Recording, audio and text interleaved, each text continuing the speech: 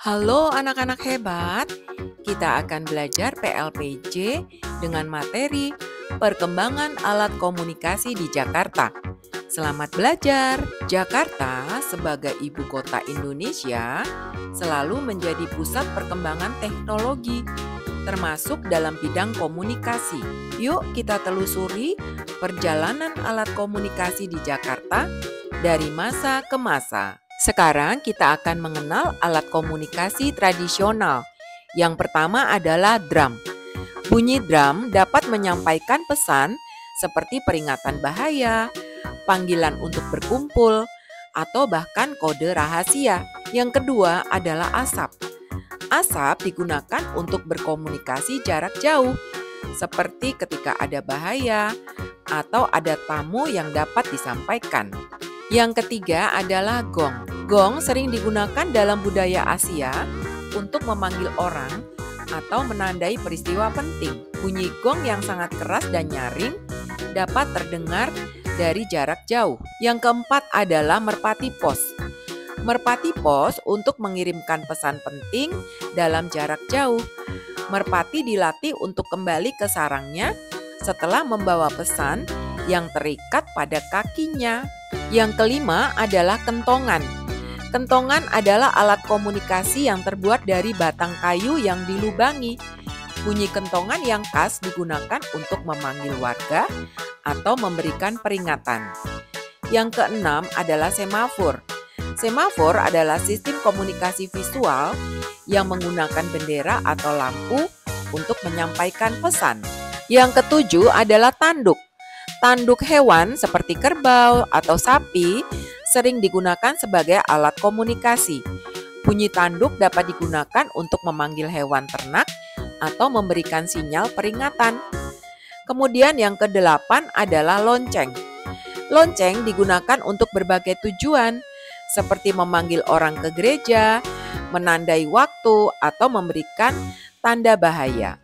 Setelah belajar alat komunikasi tradisional, kita akan belajar alat komunikasi modern. Alat komunikasi modern telah berkembang pesat, mengubah cara kita berkomunikasi, bekerja, dan berinteraksi dengan dunia.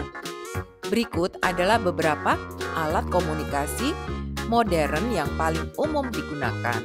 Alat komunikasi modern yang pertama adalah smartphone. Smartphone adalah perangkat serba bisa.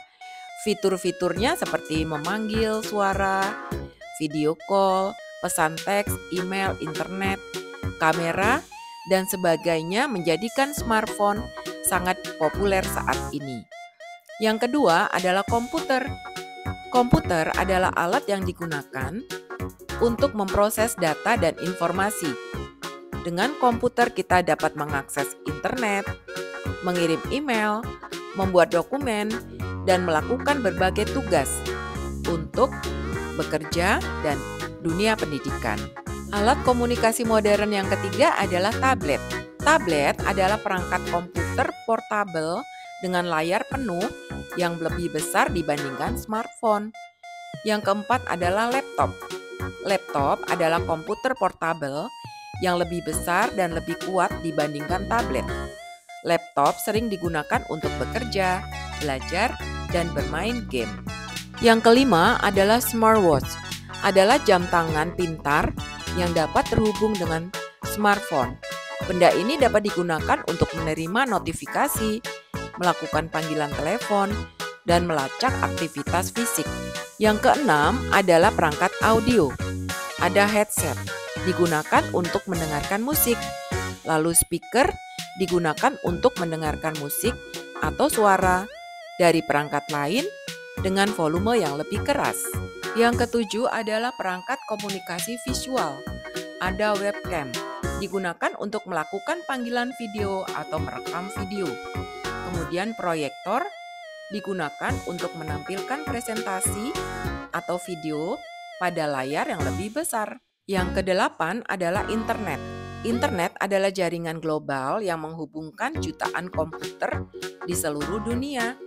Melalui internet, kita dapat mengakses informasi, berkomunikasi, dan melakukan berbagai aktivitas online.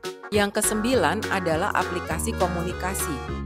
Pesan instan, aplikasi seperti WhatsApp, Telegram, Line, memungkinkan kita untuk mengirim pesan teks, gambar, video, dan melakukan panggilan suara atau video secara gratis. Kemudian media sosial, platform seperti Facebook, Instagram, Twitter, memungkinkan kita berinteraksi dengan teman, keluarga, berbagai informasi, dan mengikuti berita terkini. Kemudian email adalah alat komunikasi tertulis yang digunakan untuk mengirim dan menerima pesan melalui internet. Apa sih manfaat alat komunikasi? Yang pertama, memudahkan menemukan informasi, kemudian memudahkan membangun hubungan dengan orang lain, lalu memudahkan komunikasi jarak jauh, lalu memudahkan komunikasi bisnis, memudahkan komunikasi dalam dunia pendidikan, memudahkan menerima pekerjaan secara freelance. Yang lainnya memudahkan mendapatkan berita terkini, lalu memudahkan mempromosikan bisnis jika kita memiliki bisnis. Sampai di sini pembelajaran kita kali ini. Semoga anak-anak hebat selalu sehat ya. Terima kasih.